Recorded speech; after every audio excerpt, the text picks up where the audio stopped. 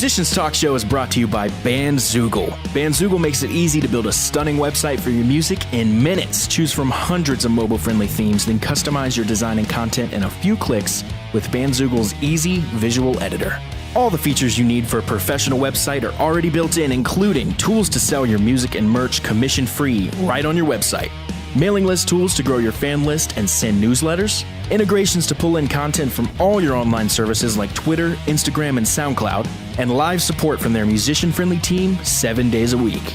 Bandzoogle plans start at just $8.29 a month and include your own free custom domain name. So go to bandzoogle.com to try it free for 30 days, and be sure to use the promo code TMTS to get 15% off your first year of your subscription. Okay, before we get started, Matt and I have lots of great ideas to improve the podcast, but we can't do it without you. So if you want to help us grow, click support the show at musicianstalkshow.com and consider signing up for our Patreon. We have tons of great perks and rewards for you, such as early guest reveals, a weekly live Q&A, and access to a monthly exclusive episode only for our patrons. Sign up for our mailing list on our website to gain access to our private community on Discord. There you can communicate with Dallas and I directly about all things TMTS. You can also follow at Musicians Talk Show on Instagram to discover new episodes, vote in polls, and join the conversation. Thanks for listening, and enjoy the show. And welcome to the Musicians Talk Show, episode 56. I'm one of your two hosts, Dallas DeWhite. And I'm the other one of those two hosts, Matt Tolley. Matt, hey, how you doing? Doing good. Tell me all about your life today. Today, we've been working on some cool shit, and now we're doing a podcast. We have, and I think the first thing we should say is sorry we missed last week. I'm not sorry. Why'd we miss last week, Matt? It was a crazy, hectic weekend, and it would have been another one of those ones where we'd have been so tired. We might have had some cool stuff to talk about, but we might not have talked about it well. So we decided to give it some rest, and we'll go at it today because hard. we usually do these Sunday night. Today Right. It's Sunday in the afternoon, but And still, you we guys had a usually do gig them on on Sunday Sundays, so night. they come out on Mondays and they're kind of timely, right? Yeah. Well, we didn't get home until like almost midnight on Yeah. Sunday or whatever. That would have been a late podcast, and everybody Like, you was worked really one tired. day. I worked, you worked, everybody worked. So why were we out so late on Sunday? Well, Ellie maybe had the gig on St. Patty's Day. It was We St. did. Patrick's Day. We Let's say had that. 2 gigs that weekend, Yeah. St. Patrick's weekend. It was cool. We played both cover gigs Yeah, the Wildland Tin Roof Cafe. was Sunday night. on Friday and Yeah. Tin Roof on Sunday. Yep. Yeah, it was awesome, man. Cool. Sunday wasn't as packed as I had thought it was going to be as far as like St. Patrick's Day partiers. Saturday was the day that you could, like, isn't it crazy how you go out on St. Patrick's Day, right? And people celebrate it on Saturdays. So all the big groups of people and the big tours, the party buses, all that stuff's going on Saturday. And all the big, you like, can't events. you can't even get in a bar. There's covers at every bar. You have to pay to get in. Then you wait for an hour to get a beer, right? So all day Saturday, just jam-packed, craziness. Sunday, actually St. Patrick's Day, dead everywhere. Go anywhere you want. I think it's also because Not totally dead, but I mean, like, comparatively. yeah, I know what you're saying. I think it's because like what was I going to say? Fuck. Well, I mean, like, everybody's for wiped example, out. if St. Patty's Day was on Tuesday, like you would celebrate it either Saturday before or after, and people would, the Right. city or whoever would decide which one. My thinking is that St. Patrick's Day falls on a Sunday. You know, why not celebrate? It's a day drinking kind of holiday. It's not a night drinking holiday. You don't like. Yeah. I mean, you do drink at night or whatever. Like people who really I don't. celebrate, but right. But I mean, people who celebrate it drink at night and stuff like that into the night. But mostly it's a day drinking holiday. So I agree. why wouldn't you just drink like all afternoon on Sunday, get to bed early or whatever? And like that was my thinking, and it worked out for Sunday's me not because a big party day though, dude. Like, Right, it's not. It's No, the no. least of Thursday, but Friday, it's a Saturday are holiday. big party days. But it's a holiday, right? Right, but it's So- Sunday. I know. You know Doesn't what I matter mean? to me. Nobody's taking off work Monday because of St. Pat's. I didn't take off work. I made it to work. Yeah. I was in a little bit of pain, but yeah, it was just a long night, and I partied a little bit on St. Patrick's Day, late afternoon, and We had a lot of fun playing the Tin Roof. It started out a little bit slow. We had a weird slot. We were playing 6 to 9, Right. Which is very weird. Usually we don't start till 9 or 10. right, And but I liked it. it's good to do it on a was cool. Sunday, yeah, and especially on St. Patrick's Day. So as we started playing, we were super loud, and the way the venue's set up is it's open air out into this place called the Epicenter in Charlotte, which is like a huge. It's like a mall almost, Essentially, like a open air mall, 3 or with, like, a lot 4 of story, places. like concert hall, basically. So as soon as you walk into the Epicenter, which has a lot of foot traffic, you hear us just blasting. Yeah. like I videoed it on my way in and on you my did. way out. We should post that. Yeah. So people started coming in, maybe in stories or something. Sure. I don't know if that's worthy of a full post, but Yeah, people started making their way in, and by the end of the set, we had a not a packed house, but a lot of people in the Tin Roof hanging out. Yeah. And we played some fun songs. Tin Roof's a good spot to get a gig, man, because it's just at the epicenter. They just attract lots of people, anyways. Like there's just so many people there, and especially like you're saying, you playing out the window, out the door like that, people can hear you. They'll just hear good music and they'll come in. They'll be like, "Oh, I love that song." I noticed several people walk by, look at us like, "Oh, there's the music I was hearing," and then kind of walk in and then stay for a while. Yeah, that's perfect, Like, man. That's okay, what you want. that's cool. That's what you want. It's kind of like how it works in Nashville there too. Like when I went to the Tin Roof in Nashville, I was literally drawn by the sound I was hearing, and I was like, "Oh, let's go in there and check that out." And the guy had this 2-rock amp and a gold top Les Paul. Jeez. And I was that's the first thing that stuck out to me. Is like, that guy's got amazing guitar tone. And I walked in and I sat there, I ate some lunch and requested a few songs because that's the way Nashville goes. And it was fun, man. When you said you were playing the Tin Roof, I was like, that's a cool place to play. We are not a request band. No. We have a very That's a Nashville thing. specific set list. Yeah, that's a Nashville And this thing. one lady kept coming up asking if we could play any country. And we have no country in the set. We have in-ear monitors in. Uh-huh. And music going on. Like we can't hear anyone saying. I can't hear. You can't even take a request. I have to lean and Even if put you my did know the mouth song. on your ear, yell for you to hear me. So how many times And did this you lady request? kept coming up. She kept first of all, it made me so mad, dude. First of all, I don't like it when people request shit. Like, hey, I'll play and you just party and have a good time. Right. I'm not a fucking I'm not a jukebox. DJ. I have a shirt that says I'm not a fucking jukebox. We've planned all this shit out. We know what we're doing. So, but this lady, we're in the middle of a song and I'm watching her approach the stage and she straight up looks like she's about to try to ask us in the middle of a song. Oh, wow. And She obviously doesn't know how it but works. She ended up walking away because we wouldn't look at her. But she was like, dude, I was about to be like, are you serious? Is that part of it? Is that a Tin Roof thing at all? Because I don't think it should be It's just a bar thing. People will request songs if Yeah, there's a I band guess. all the time. Doesn't I matter. guess, yeah. It's a good point.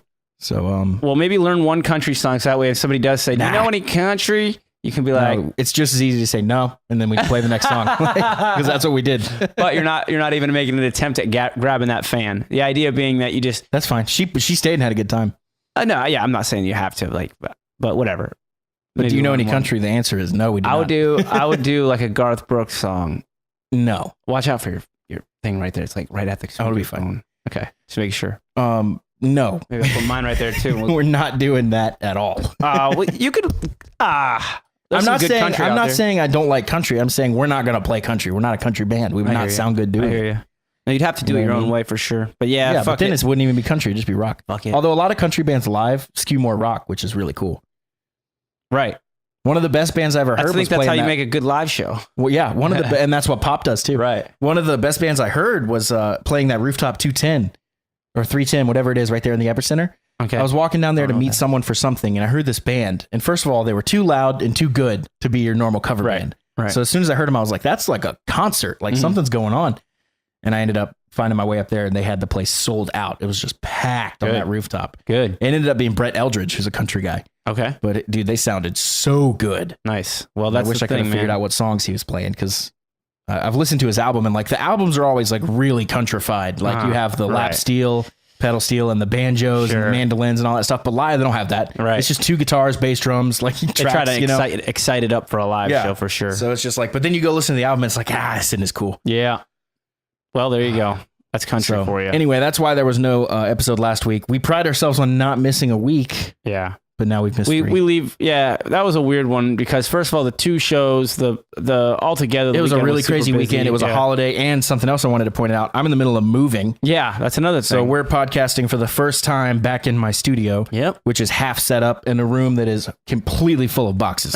So we're jammed in the corner over here holding hands. Yeah, we started the concept record earlier too, which is it's just enough space in here to do it pretty much at this point. Yeah. So, but I'm glad we got it started and rolling because it's really exciting, sounding great already. Yeah, let's talk about the concept album a little bit. Yeah. So we started on what will be probably song number 2. Do we want to talk about the whole concept of it all, or do you want to just? Yeah, definitely. So the first song we're thinking is going to be a.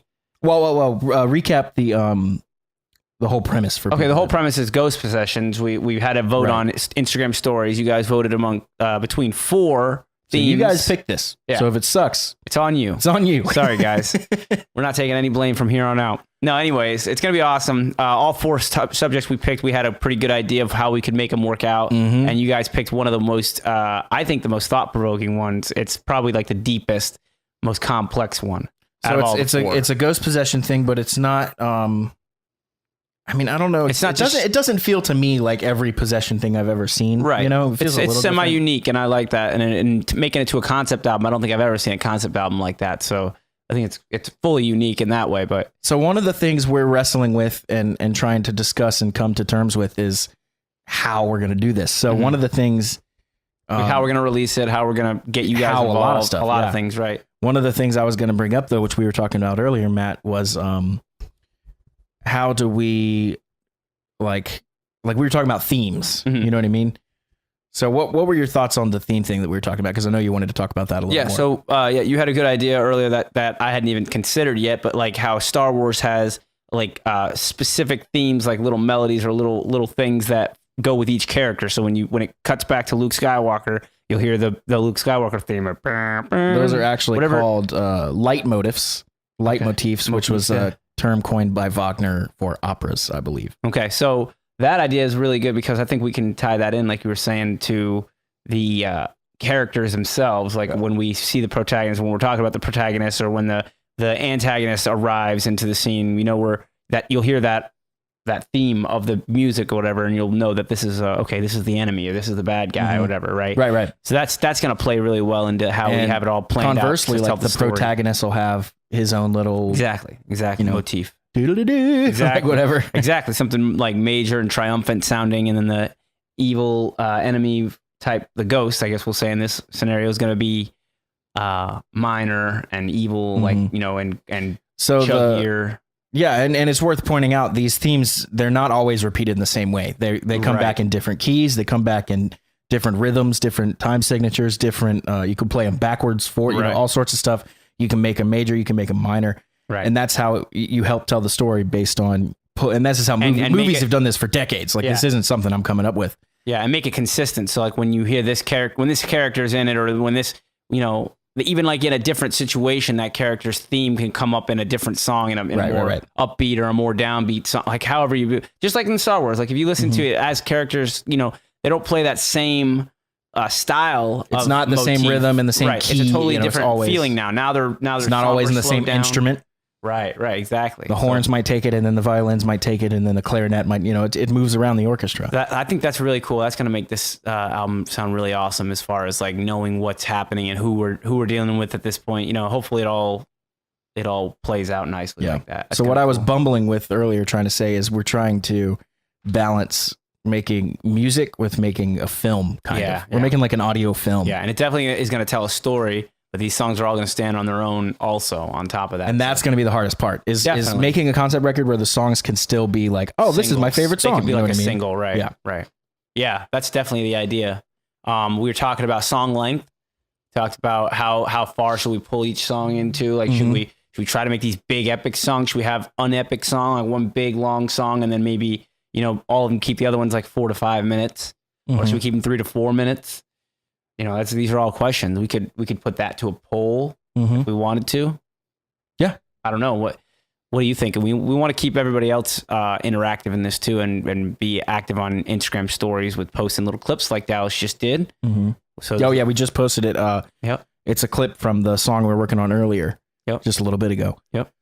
So it's underway now. We also have a tiny little snippet for what we believe will be the intro to song 5. Right. We started. What we posted earlier was we think it's going to be song 2. Right. Which will be the first song. The first real song. There's going to be some sort of intro. Yeah, and that intro you're thinking is like an overture. Yeah. So I think so. If you guys know what an overture is, should we explain it? Yeah. What's the official definition? Let's look it up. That way we're not just blabbering. But in my estimation, what an overture is, let's just see how close I am.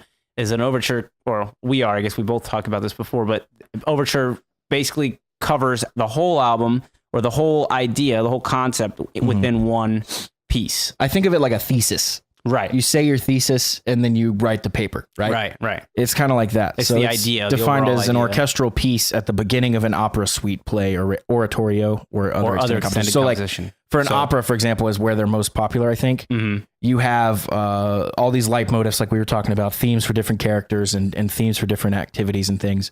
and it'll kind of go through all those themes in a cool way. Right. Just kind of introducing you like, hey, here's all the stuff you're about to see. And you don't know that when you hear it. That's why it's so cool. Right. And then you go back and you hear it and you're like, I recognize that. Right. Yeah. And all a really good example of that is it says that the number 2 one was an introduction to something more substantial. So the more substantial in this would be the concept record itself. Right. And then we're going to give you a little bit of everything in that concept record in the very one first of the best song. examples. So we're saving that for the very end to do, by the way. Yeah, we'll do that at the end. I think we have to.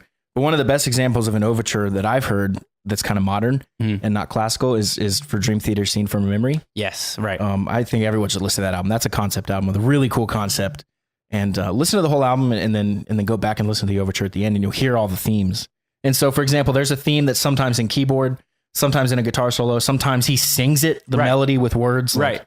And it's really cool. Yeah, it's almost like going back to like when comedians like harken back to a joke that they already said. A callback, exactly. Sorry, I said harken back like I'm a trumpeter. Bible, Bible times. Or something. So anyways, though, but yeah, so a callback to an earlier premise or idea. Well, the overture is going to be like basically all the callbacks in the very beginning, and then you're going to listen to the album and hear the pieces in it. But it's a really interesting, cool idea. The idea of an overture. I love it. Yeah. Let's and we were talking about how we want to release it. We have some ideas. We're thinking for the patrons of our podcast. So anyone who supports us on Patreon in any way, lowest tier to highest tier, will get these singles as we finish them. And we're trying to finish them within a monthly period. You know what I mean? Trying to stay on track. We have to finish a song a month. Right. If we get a little behind, that includes March. So we have 6 days. Right. If we get a little bit behind, I think we can double up 1 month or whatever. Well, what I think will happen is kind of over summer, we blast through like 8 of them. So, yeah. You know what I mean? Yeah. Like, and then it might slow down. But I want to keep the iron hot. I would keep working on them and they might all come together there like towards like the end or whatever, but I want to keep working on pieces of it and get it going. You know what I mean? And, cause we're going to need a poll about it. We're going to do little stuff and build on it from now until the end of the year. But I think the end of the year, we're going to have something really cool. Yeah. I agree. So. One thing I thought about just now is the release method's going to be weird because generally when you're doing an album, you'll do all the recording and then all the mixing, right, and then all the mastering, and then it releases. We're going to have to do all the recording, mixing, and mastering, and then all the recording, mixing, and mastering, and then all the each song. And hopefully we just keep that consistent as far as like when we mix and master to keep a congruent sound overall. But I think we'll be all right because we have a good idea and plan mindset. You know what I mean? Yeah. If we stick to that, then it all should sound pretty congruent and together. Yeah. We can have a mastering template.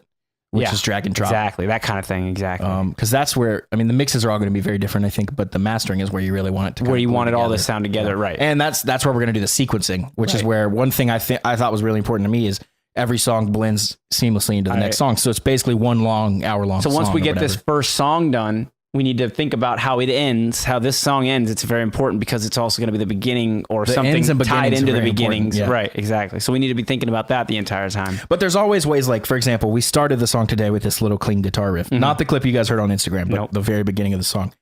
But we can go back and add like a pad or something that blends the intro to that part. Sure, you know like it extends over from the end of the first song to the second song. So it's worth keeping in mind when you write it, but it's also not impossible to go back and like add them. Sure, you could tie them in a way. Like you can figure out a way to tie it in. Totally. Yeah, I'm really excited about all the creative possibilities. I got a new guitar that's going to be featured all over this album for sure. Yeah. You want to talk about that at all? Did we already mention it? Jackson HT7. It's the Misha Mansour from Periphery. It's his signature. It's a 7-string. And it's neon orange, which is awesome. It is bright orange. It's the brightest orange I've ever seen. Yeah. It's like highlighter orange. It's killer. It's killer. But it's a 7-string, and I've owned a bunch of 7-strings over the years. Actually, I owned another 7-string Jackson. It was the Chris Broderick, the white one. Oh, right. I remember that. Yeah. Yeah. But I've sold them all. But I miss having a 7-string. So yeah, what do you think about comparatively the Misha? This is my favorite one I've ever. You like the Misha over the Chris Broderick? Oh yeah. I didn't like the Broderick too much. Okay. Had a Floyd, which was annoying. Oh, that's different. It was really, really big and fat, like a Les Paul, but with that shape. Right. Chris is a big guy though, right? So it makes sense that he had. I think he's pretty tall, and he's definitely like buffed up. He's a bigger guy for sure. And I like the weight, but it was just like I wasn't a huge fan. It had a kill switch, which was cool. That's cool. Yeah, Buckethead I definitely played with that. Yeah, So Buckethead has the arcade button. Yeah, the red arcade button. Just puts it on the switch location. But the Broderick had like a little tiny mini toggle. It was like a little toggle. Yeah, it was like a mini toggle. Yeah. But the problem with that is like to do a kill switch. Cool, you grab it, and you just shake your hand really fast, like make that kind of noise. Right. But you feel like you're gonna break it. You know? Right, especially when it's a mini. Right. I don't think he would, but you know. But you never I felt know. like he would. You never know, man. Like what if he gets caught on something? That's what I've always thought about those mini toggles. If he gets caught on your shirt or somebody else's shirt That's or a good something. point. You know what I mean? Like It would probably tear the shirt. yeah. Like a hole in Well, the that's shirt or true. something. Yeah, that's true. Because it's got those sharp corners. But this Jackson's really cool. I like it a lot. I love the way it looks. I think it looks really cool. It's got a dark neck. What do you think? That's maple? Yeah, it looks like it's roasted maple. Is what It's I was really we just roasted, talk- though. we were It's just real talking- dark, like Wenge almost. It's not that dark, right? Like, look at it. It's pretty just, dark. It looks like to me it's maple that they put through like a tinting or like just a burning. Locking Like tuners. a burning. Just You know what I noticed mean? that. Like they Yeah. burned the wood. What about the fretboard? Just rosewood? Yeah, that's rosewood fretboard, I would say.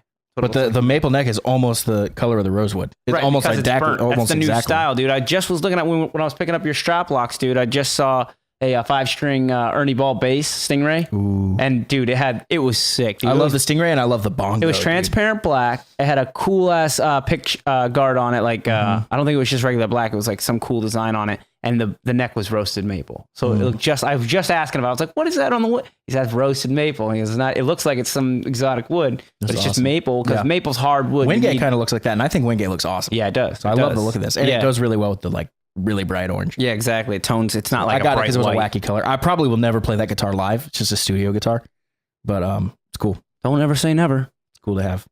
Never say never. Was that a Backstreet Boys song, It's a Justin Bieber song, I know. or is it an It's NSYNC? probably an everybody song. Yeah. Never say never. That's the most Never cliche thing. say never. That's the one I'm thinking of. Whatever that is. I think that's Bieber. Starts out in the very beginning. Never stay never. I don't have a think boy Bieber. enough voice for. You want to find Bieber. out? You Dude, I saw the you keep talking funniest while I find Bieber this. meme, dude. The one where he's talking to the girl's interviewing him. She goes, so I heard Selena Gomez says she's talking about wanting to cut your hair or wanting you to cut your hair. And he goes, that sounds like something she'd say. And the interviewer starts laughing and he goes, I like that laugh. He like mocked her laugh or like did her laugh. It How was recent so was this, bad. though? It was old. He was a kid. Oh, okay. But it's a meme now. Is it this here? What is it? Never say never. That's it, dude. I don't even know why you played it. I sang it perfectly. You sang it fucking perfectly, dude. I don't even listen to Justin That's Bieber. really young Bieber too. Maybe everybody thinks I listen to Justin Bieber now.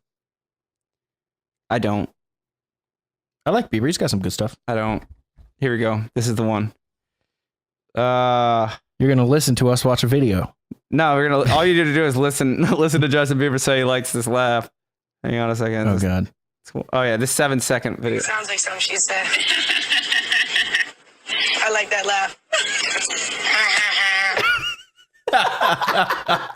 You did a perfect impression of that too. I don't know why we even had to listen to Yeah, it. we don't even have to listen. So to you these. broke your phone. I did. St. Patrick's Day that got same night. It's got the weirdest thing I've ever seen an iPhone do. It has like a lightsaber green line down the left It's side of it. super It straight bright. up looks like a lightsaber on your phone. It's super bright, and the brightness is way down. If you turn the brightness up, it's like impossible to Dude, even look at that. let me green see line.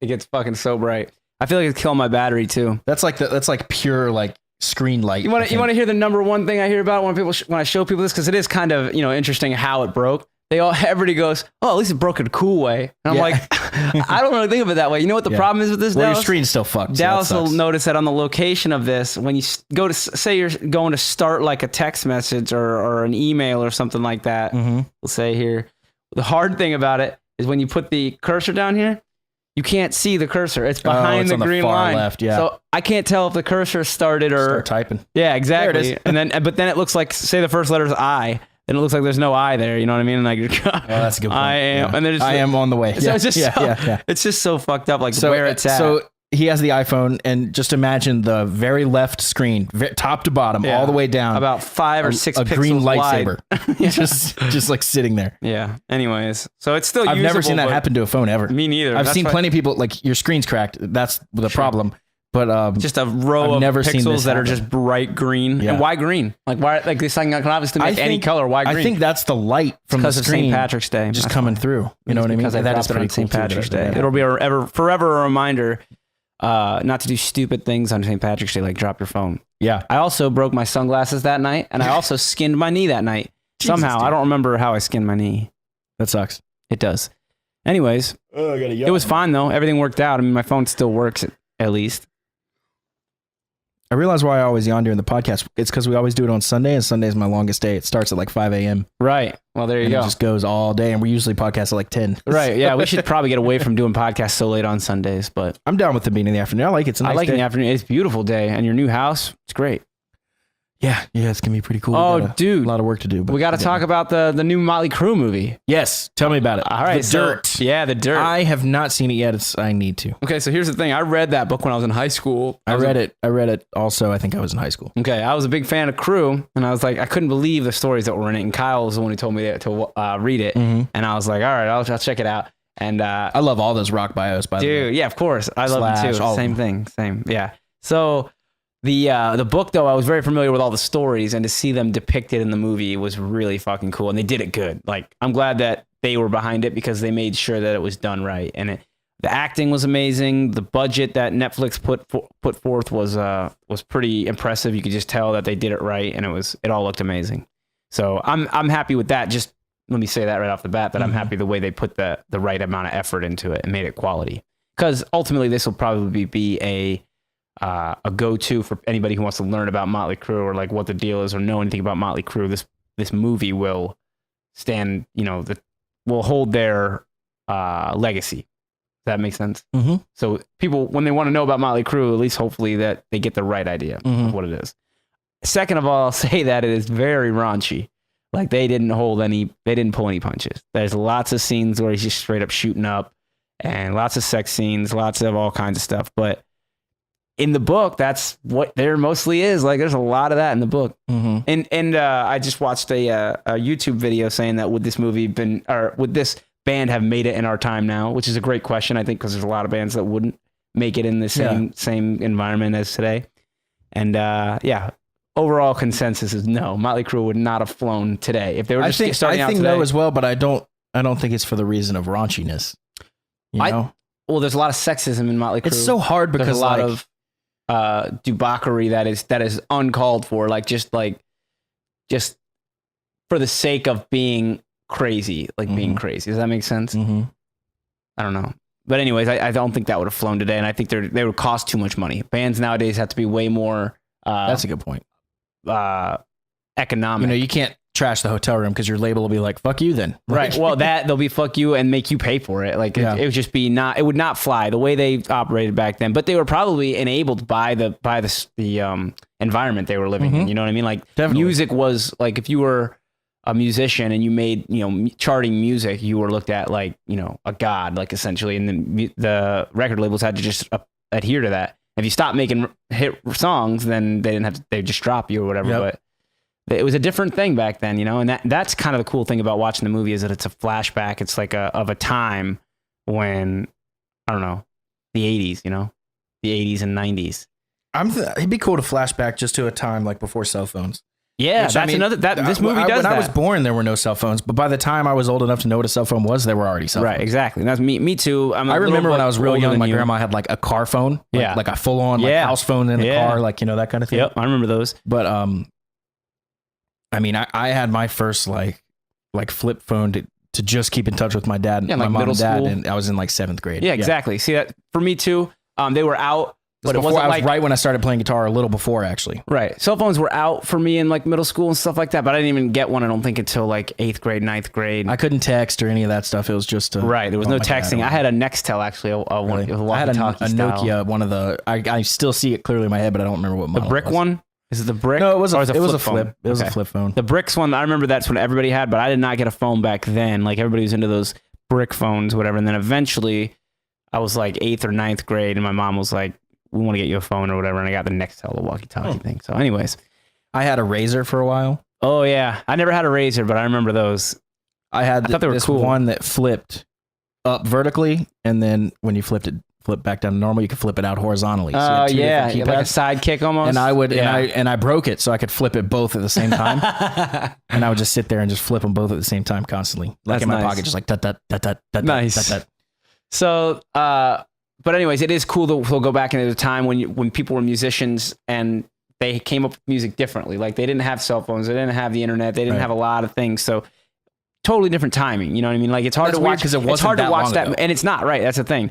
But it's hard to watch that movie though and get like practical tips on being a musician now. Like it is not for the musician now. Don't go thinking that you can act like Motley Crue in this day and age. You know what I mean? Yeah, it's definitely it's not like a dramatized. It's not like a documentary. No, it's dramatized. So it's all acted out. Dude, Machine Gun Kelly as Tommy Lee was fucking great. Like I don't really know who he is. He's a rapper. Yeah, but he's been a rap. He's a rapper and he's a great actor. I know his name. He was in that show. He was in that show Roadies.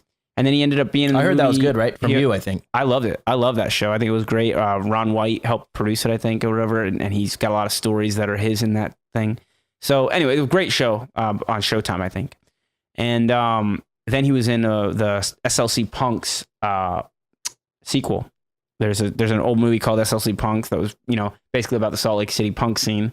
And they made a remake of it many years later. I don't remember how many, 15 maybe years later. And Machine Gun Kelly played in it. And he was great in that, as playing a musician. So in Roadies, he played a roadie. In that movie, he played a musician. And then in this movie, he plays a musician. He plays that part so well. Cool. And like he took over awesome. that Tommy Lee energy, dude. It's so funny. You got to watch because, Tommy Lee is an ADD. Mm-hmm. Most drummers are, they're just all the time going onto this, going onto that. And they're always falling in love and going, it's good. I don't want to ruin the movie for anybody, but I do want to recommend that everybody watch it. Least of all me. It's really great. Yeah, well, I don't think I've given away anything yet other than just great acting, great production. Well, now I know the whole plot. Damn it. You don't even know the half of it, bro. Well, I did read the book. Oh, okay. Well, there you go. You know everything then. Because everything that's in the book, it pretty much goes right along that, which is great. And there's one discrepancy at some point in the movie where they stop you and they say, okay, this part didn't really happen, just to let you know. Mm-hmm. Oh, and you'll like this. The guy who plays Mick Mars is the, what's his name from Game of Thrones? The Bolton that takes over, the little Bolton that takes Ramsey over. Bolton? Yeah, Ramsey. Yeah. Ewan Rayon. That I don't know. is, I'm that is butchering Mick but Mars, his name. and he's so Ewan good because Rayon. Mick Mars Rayon. is super. I don't say his name. Back in the day, and he's a musician. He's a really good like folk musician. Oh yeah, that's right. I remember that. He's got like really good. He has one record out on Apple Music. It's really good like folk singer songwriter stuff. It's really cool. Well, I love this because he plays such a dark character and such a mean guy in Game of Thrones. Mm-hmm. And Mick Mars was kind of a grumpy guy because he always had back pain and he had lots of other issues going on. And, thought life was kind of a joke. He's like, here I am. I finally made it in this band and my back is like literally killing me. Like, and it's not anything other than genetic, whatever. So he always had this bad attitude. And he played that bad attitude so perfectly because who are the other two actors? So the other two, they, relatively unknown. Yeah, I guess Nikki Sixx is got to be at least some well known, right? I mean, somewhat. I don't really know what he's from, he's but the icon of the band. He does seem like he's familiar. I just don't know what he's from. But yeah, he was definitely the main. Let me see if I driving force. Yeah, let's do IMDb on that thing and pull it up. But he was the main part of the bands, and the story was a lot told through him. But I like how Nicky? they do, through his character, and then I like how they do. They did switch it up, just like in the book, like who was telling the story. You know what I mean?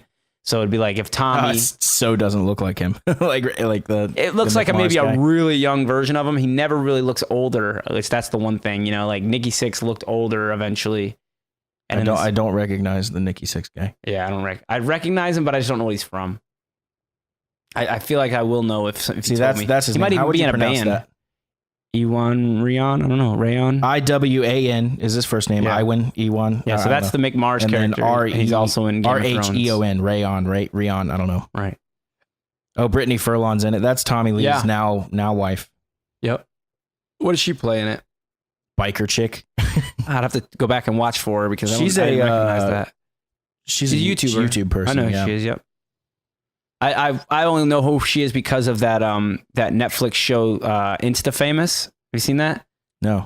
Dude, it's good. It's about all these people who made it famous through Instagram, and she actually made it famous through Snapchat first, and like Vine too. Right? Vine is what it was. That's what it was. Not Snapchat. It was Vine. D'Elia was really big on Vine. Yeah. Before he started. I forget. He just recently talked about it too, of what happened with Vine, why he got off of it. Like he was like, I remember like being nothing. It was nothing when I started. Like you have to listen to. It was just recently he was talking. about I think he talks about it on his podcast. I've heard him talk about it a little bit. And he was like, and then they changed some things, and they changed this, they changed that, and I was like, you know what? Fuck this. And he like left, and I think he said something like they reached out to him and were like, don't leave, because like he's such a big part of it. He like blew up on Vine. So did she. So did Brittany Furlan. I think so.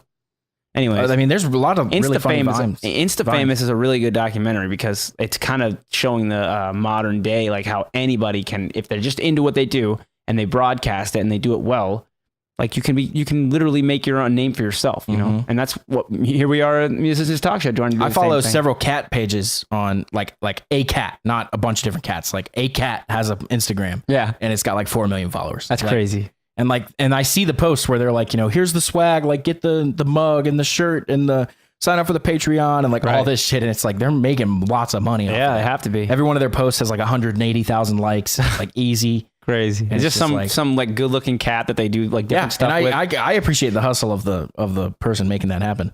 I mean, they must be like a stay at home mom or something. There's no way the first people started that from like, you know, like, oh, I'm going to make my cat famous. Like they just probably thought their cat was awesome and started posting pictures of it. And then we're like, oh shit, people love my cat. Over time it grows. Like time is a huge thing too, man. Just a continuous content. Like we talk about it all the time for our podcast. All bands should consider this.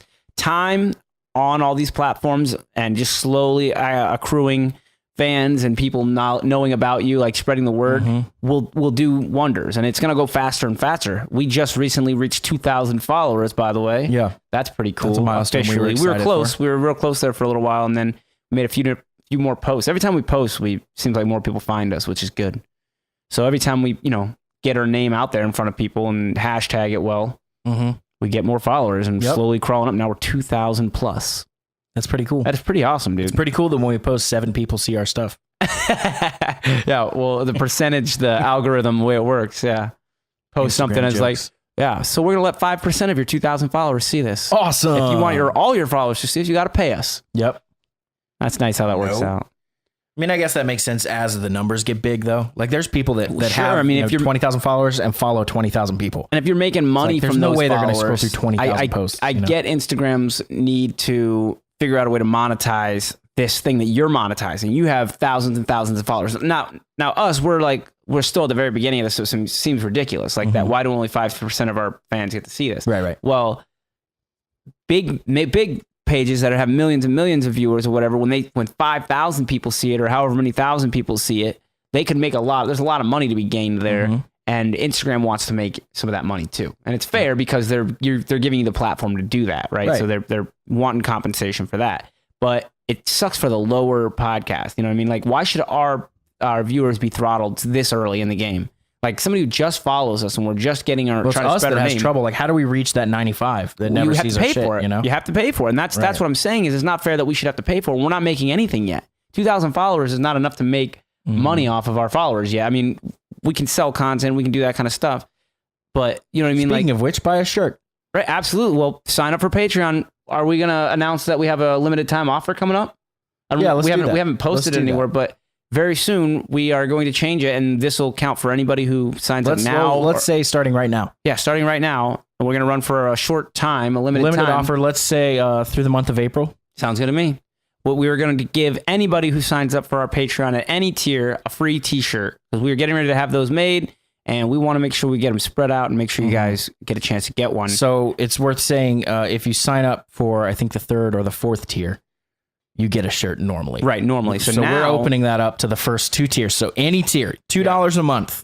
You pay us $2, cancel your subscription, get a shirt. This is just our beginning shirt promo, basically. And they're good our shirts first too, shirt, and they're awesome shirts made by Champion, 3/4 sleeve length, like they're really cool baseball shirts, white sleeves, black shirt, white logo. And it's gonna be a real simple I was joking. logo. We don't want you to cancel, but but you get the shirt at a $2 entry level, which is awesome. Yeah, or you can do $5 if you're feeling generous, or you can do on up to whatever tier you want. But it's a $2 barrier of entry. You can even give us $1, but then you don't get the rewards. So right, you won't be in the actual tier. Why do that? Exactly. Might as well do $2. Get yourself a free shirt. And if you go up by other tiers, like check out all the other promotions we got going on. I mean, we have a lot of rewards. We've really bumped that up this year, and that's what we're trying to do is take this podcast to the next level where we can add video. Hopefully, is what our main goal is.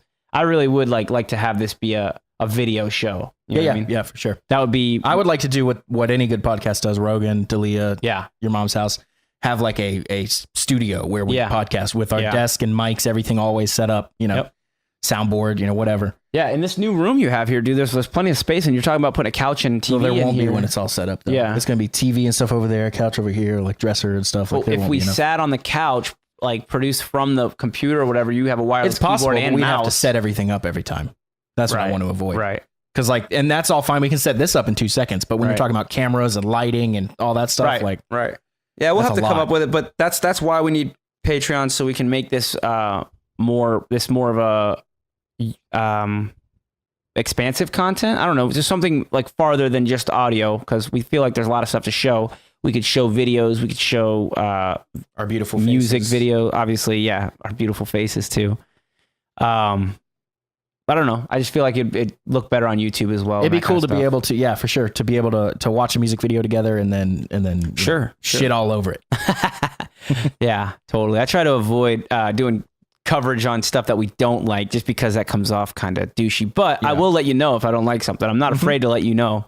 But I just, you know, I mean, I think that's one thing maybe people don't get either, is that maybe if they listen to this podcast and they think these guys just like everything. No, we just only talk about things we like. There's not a lot of reasoning, unless, I don't know, I can't think of a real good reason, unless like maybe the world just seemed like everybody liked this thing and we just didn't get it. Maybe we'd talk about something like that. And Greta I wouldn't Van talk Fleet. about it in a super negative way. I would talk about it in like, I don't get it kind of way. You know what I mean? Does that make sense? Right. Yeah. I feel like, who are you to shit on something else? You Yeah, know, that, for just because sure. you don't get it, that seems like it's your fault. You know what I mean? Well, it's also an opinion. You know? Exactly. Everything's subjective. Everything, like if a bunch of people like it, then undeniably it's good. Yeah. like and on- that sucks because I'm typically a contrarian. Right. So it's like, Well, I feel like I don't listen to the mainstream either. So it's like, I definitely have that hipster streak where like, Right. and I said this last time or a few times ago when Right. like, I really liked Greta Van Fleet, and then everyone started liking them, and I was like, all right, they're annoying now. Yeah, I feel now, that. I will always stand by the things that I like Yeah. that first EP Yeah. is always good. It Right. didn't change just because they got really big. Sure. But their new stuff, and perhaps I was colored by this new perception of like, oh God, they're famous now. But you know, like I was saying, I just didn't like it as much. Yeah, I definitely feel that. Like if you feel like you're part of a bandwagon all of a sudden, then you're like, this isn't why I want to like it, so I don't want to be that. And I definitely feel that struggle. Like, That happens to me very rarely, though. yeah, happened Greta with Van Greta Van Fleet's done Fleet. a That's the lot, only done a example I lot can of really like think of. controversial kind of like talk around them. You know what I mean? So that's why it comes It's interesting. Up, I guess. Somebody, so they've ridden the fame wave. So you start out, no one knows you, so everyone likes you. Yeah. You get really famous. Now everyone hates you. Well, you're You know, spotlighted. like- I think when you get really famous, that's what happens. Like there's this spotlight on you, and it's also there's an expectation because, all right, this is the band everybody's talking about. It must be really good. And you listen to it. If it's not amazing, if it's not blowing you away because you've heard about it so many times, then you're like, well, I don't get it. Why is everybody so excited about it? Well, it's just They have everybody the- likes it. It's not that everybody thinks it's the best thing they've ever heard. They all like it. They have the advantage of I guarantee you, every time someone suggested them to someone, they were like, "Hey man, this band sounds just like Led Zeppelin. Check them out." That is true. 'cause And then everybody you likes listen to Led them, and you're like, Zeppelin. "Oh, it does." So you like it, you know? Yeah, exactly. Then everybody is conflicted with the are they just ripping Led Zeppelin off? You know what I mean? They Yeah, sound but too much like Led Zeppelin ripped everybody off. So Right. like, Well, that's definitely they're the case. truly- they're And you paying can the make best argument. homage You can ever. make the argument that every musician since the dawn of time has ripped right. But somebody Led off. Zeppelin did it to the point of getting sued. I know. and, like, And I'm really not bad. saying that they. But that they're, check this out. This is one of the funniest things I've ever seen. F is for Family. There's a band in the show Mhm. that the main character's kid or whatever like really loves, yeah. and it's clearly supposed to be Led Zeppelin. Uh-huh. And the band's called Lifted Riffs. Damn, that's Bill Burr right there. I love it so much. Now I don't know if that was his idea to do that, but He's one of the big writers of the show. I guarantee he went Yeah, right along he's with always it in the 'cause- writing room. and he knows all about that. there's a classic team rock. of them, you know. So I don't know whose He idea talks that was. about classic rock all the time. That's why I Yeah. love Bill. Dave Burr, Kushner too. does the music for that show. Oh, really? Mhm. I did not know that. Yep. Cool. Does he write it all or just? Oh yeah, he does it all. Cool. It's awesome. That And is then awesome. TV work. That's good stuff. What else have we got to talk about? I mean, let's Lifted wrap Riffs, up that's our so funny, let's dude. wrap up our conversation. Oh yeah, do we want to do a shout out? Yes. So we got a shout out for our patron, our Brian newest patron. Stoller. Yeah. Thank you very much, Thanks buddy. for your support, man. Appreciate it. Can't do it without you. Yeah. Tell your friends too. Yep. I know Brian's been a listener for a while too, so thanks for listening, man. Yeah, man, appreciate it. Um, Anybody else sign up for that Patreon? Let's get we're going. gonna maybe tomorrow set up the Patreon so that, and tomorrow being Monday, the day this comes out. So today, So you get a shirt. yeah, set it up so you get a shirt. You can Perfect. set it up on Patreon so you can run limited offers like that. Perfect. So I think I'll be able to make that happen. Perfect. Get your some shirts. Now's the time to sign up. Yeah. Gear Spotlight. Okay. Yeah. You just picked these up for me. Yep. Tell me about them. You We know got- more about them than me. Well, I think that the timing on this is so freaking perfect because you gave me your cloud guitar a while back to do the strap The locks cloud on. guitar, easily the coolest, weirdest guitar I own. Totally. It always gets Not the best. a head but- turn Oh, when, yeah. Oh, when yeah. Dallas pulls it out because it's the Prince guitar, you know? And Ellie maybe does a couple really good Prince covers. And when you pull out the Prince guitar with those covers, it just makes it. It does something for sure. So anyways, it came with some regular buttons on it, strap buttons, which just are not going to do it because obviously... Well, I was you're a unscrewing guitar one of them. player- So when I first got it, I was like, all right, I'll just put my strap locks on like I always do. When I get a new guitar, I strip the locks, Right. strip the buttons, and put my locks on. Right.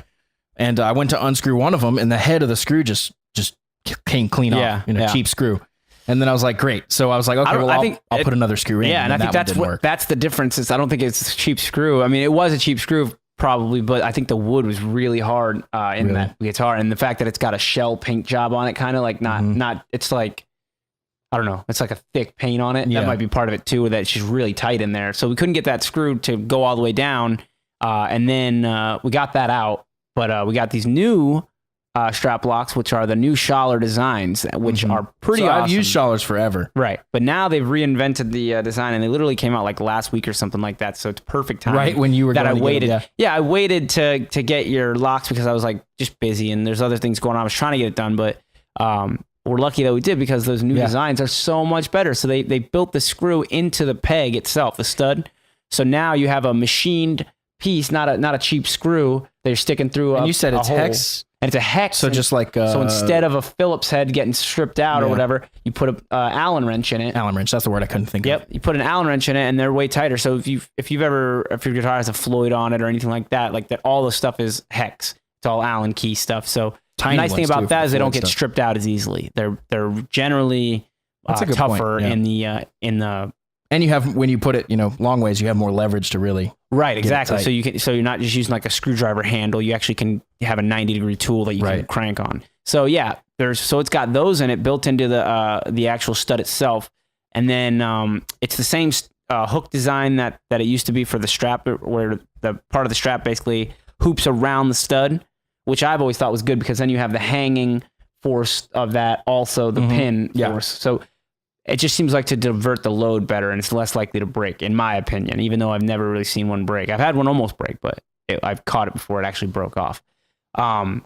But anyways, and then they've also fixed that part of it where now the nut that goes over the threads for that goes to on your strap part, it has a set screw in it. So when your nut won't come undone off your strap, which is a big funny. problem. That just happened to me at Tin Roof. And that was a huge problem. It's always happened with the I was Schaller jumping around strap like a locks. monkey. So they've redesigned these Schaller strap locks and are way better in my opinion. If you're getting ready to get strap locks, look into the Schaller's new design because they're really cool. When I got this new Jackson, they sent me Dunlops.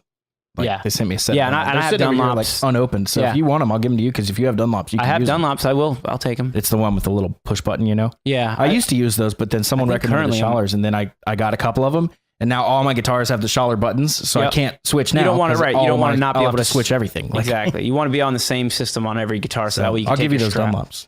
Yeah, Nice. They're I think $20-$30 set of I know. I strap think I locks already or have Dunlops, so unfortunately I have like extras already, so it's not like I super need them. But whatever. You can use it more than I can. if you want to, we'll put them at the playroom. We'll find a use for them.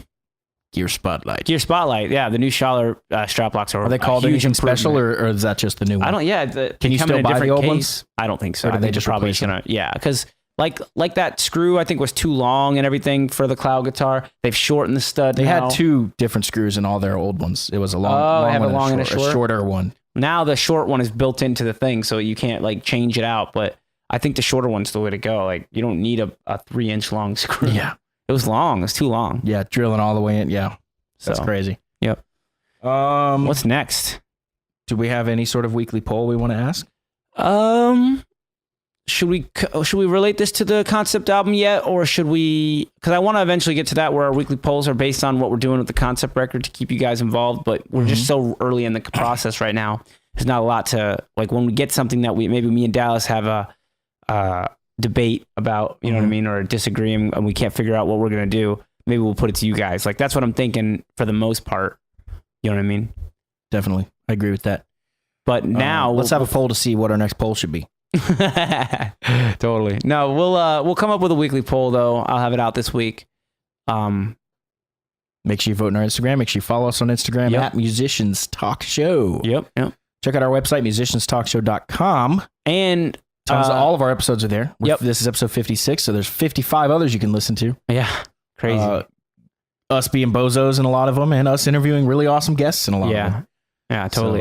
So, so also keep submitting featured unsigned artist submissions because those have slowed down. We got to get another promotion. A lot of people keep hitting us up on Instagram for that kind of thing. We're not taking. We'll kind of take them any way we can get them, but we really want to get everybody going to the website submission form so we know where to go look every time. We can't take submissions from every social media outlet we have because it starts getting cluttered and we'll forget something or miss something. So make sure you're going to the actual website, themusicianstalkshow.com.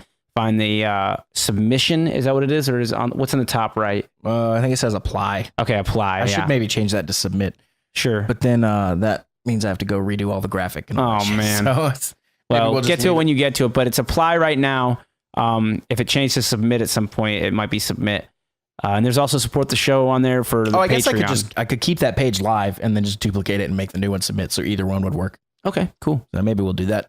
Anyways, but we want everybody to be submitting to that. If you're listening to this podcast now and you're an unsigned artist and you have some music you want to send us, even if it's one song, even if you have a great song to play on the show, that's the idea. We're going to feature artists at the end of every episode, hopefully, if we can get enough submissions. And also we're being picky as far as like what we're choosing. We're not just choosing anybody who sends in anything. Yeah, just we're looking for some higher quality. Right, we're looking for high quality music, people who are doing it for real. And we featured some artists already on the show. We've talked to them on the show afterwards. We're totally willing to do that. Anybody out there doing it and has some things to say, we'll have you on, play your music, and then talk to you afterwards. Maybe. I mean, depends on what you're doing and if we have some. Yeah, we've made interest. friends through this. Yeah, absolutely. Lee Luland was a featured artist, and Danny. Yep, totally. Closing thoughts besides unsigned artists. Concept record, be on the lookout for that. Check out the little sample we got going on. That was 1 day of work right there, and like an hour already sounding really cool. So, yeah, not even a whole day, but we'll get more stuff done, I promise. And I can't wait to really get creative with some cool stuff. Yesterday I was testing the new guitar and new Kemper tones and ended up writing like 5 or 6 cool riffs that I think will make it into the album. I love how new gear inspires you. Like just hearing something different come out, you know? I just kept every tone. I'd turn to a new tone and just noodle, and I'd be like, that's cool. Record that. Like, quick little demo on my phone. Do you know what pickups are in that guitar? 5 or 6 of those. I do not. We should look it up because they sounded really good. I'm sure there's something Misha endorses. They're brutal. Yeah. And I'm running it's funny, I'm running the Periphery guitar 7-string through the Periphery amps. Oh, nice. So you got that Periphery Kemper, sound. So it's really a good pair. Yeah. It's the Get Good drums. They have a Kemper profile pack called All the Gains. Nice. And it was $60, which is on the more expensive side for Kemper profiles. But I was sitting there looking at it and I was like, well, if anyone knows like high gain tones, it's those guys. Totally. So I was like, I'll buy it. And I bought it and I'm not disappointed. Every single one of them is usable. And they give you 2 cab IRs. One is a Mesa 412, which sounds awesome. And one is a Zilla 212, which is kind of a rarer cab.